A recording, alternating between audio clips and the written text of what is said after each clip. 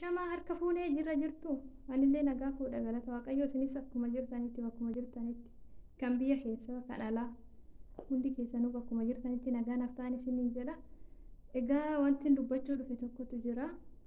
Wanti sunis maalidha? Obboleewwan keenya manadhaa Saawudii keessatti dararamaa jiraniif hundi keenya humna qabnuun kaanee sagalee haa taanu isiniin jechuu barbaada.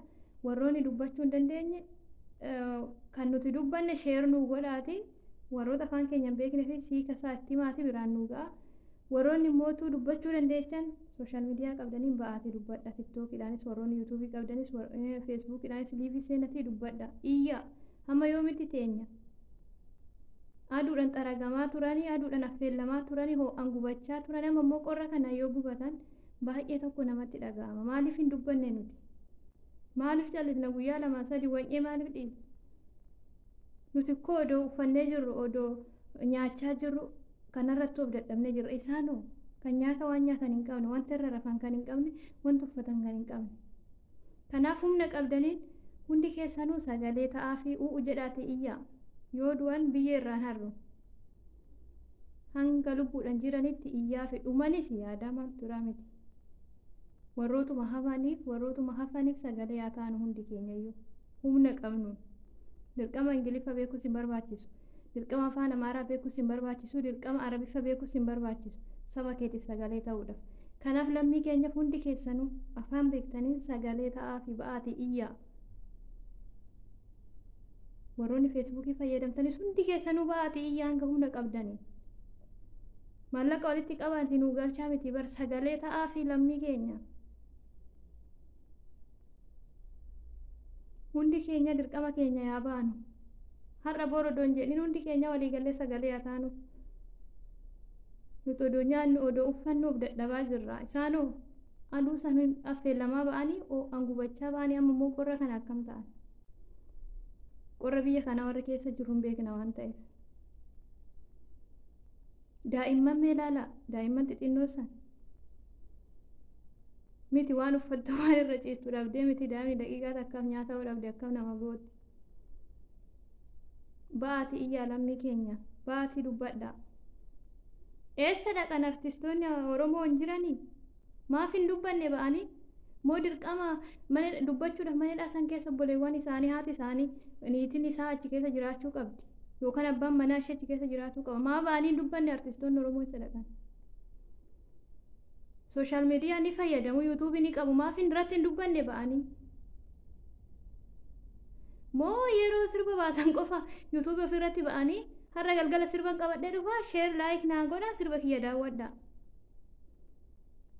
Faayidaan keessan maalidha? Yeroo sirba baastan qofa sirba keessa yoo isin daawwanne. Egaa lammii keenya sagaleen taane yuutuubiin keessan maal faayidaa nuu qaban?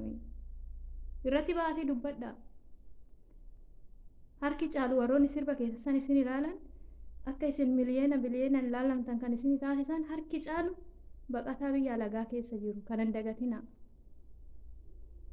Kanaaf yuutuubii keessa yeroo sirba baastan qofa itti fayyadamina artistoonni Oromoo. Bahaatii lammii keessanii sagalee ta'a. Feesbuuk irratti barreessitanii poostii gochuuf faayidaa isin hin qabu. Bahaa dubbadhaa yuutuubii keessan irratti. Yoo san galii sirraa argattu waan ta'eef. Hin irraanfatina har'a manadhaatti galaniif miti bar. Harki caalu nutu isin daawwata warra baqannee biyya alagaa keessa jirutu isin daawwata sirba keessan. Nutu sheer isinii godha kan hin irraanfatina. Ba'aatii dubbadhaa. Moo isin artistoota saba kaaniin adda? Dandeettii dubbachuu hin qabdan moo kaameraa sodaatta fuuldura teessanii dubbachuu? Sirba iyyuu silaa kan boombii kana baasta waan ta'eef. Kanaaf ba'aatii hundi keessanuu dirqama lammummaa keessanii ba'a. Har'a borodoon hin jenne. Guyyaa lama sadii poostii gootanii hin callisina ba'aatii iyyaa hanga lammiin keenya manadhaa keessatti dararamaa jiru biyyatti nuu galutti.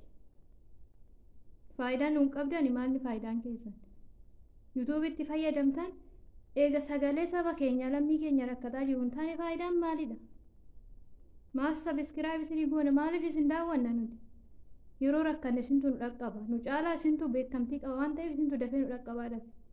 Isin immoo yeroo ofii keessanii sirba baastan, yeroo ofii keessanii diraamaa hojjettan qofa sheer laayik sabiskiraayib gochuun dagatina. Yeroo nuti akkatti biyya ormaa keessatti dararamnu, yeroo nuti biyya ormaa keessatti dhumnu, yeroo reeffi keenya du'aan as saqayya'amu baatanii dubbattan maaf hin dubbanne kan diyaaspooraan gara biyyaatti haa galu jedhan meerre kan galu hiyyeessi meerre laallama manidhaa keessatti kan galu warra kabajaa qabu warra afaan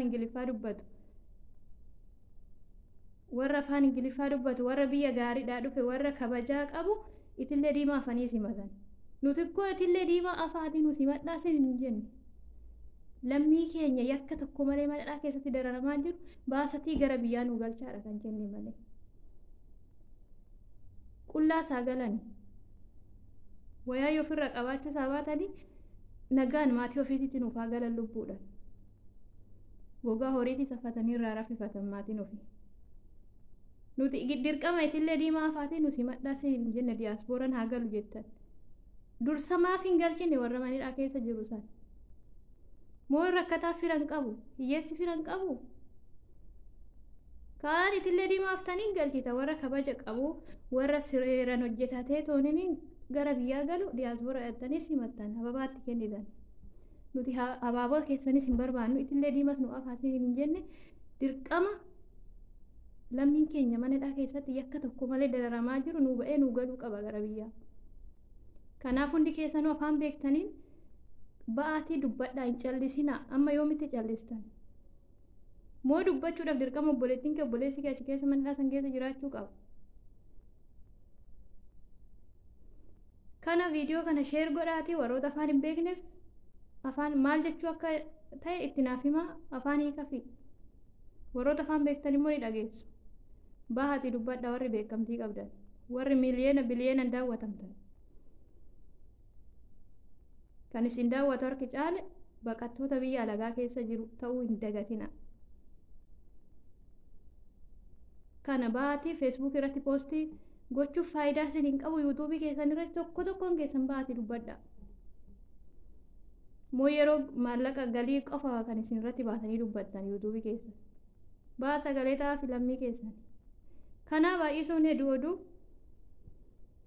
dubbiin baay'attee farreetti fe'anii kanaaf sheer naa godhaa viidiyoo kana tokkichi keessan odoo sheer hin goone akka filan darbi kanaa bakka hundi keessanuu sagalee ta'aa fi kan dubbachuu hin dandeenye viidiyoo sheer godhaa hiika walii hima lammiin keenya har'a borodoo hin jenne manadhaa sa'uuditii ba'ee nu galuu qaba gara biyyaatti miila qullaas haa ta'u nutillee diimaa afaatiin nu eegaa sin hin jenne lubbuu ofiitiin gara biyyaa nu galuu qaban kana nagaan naa tura na of kalchaan isin hin jedha bakkaan iddoo gongoretti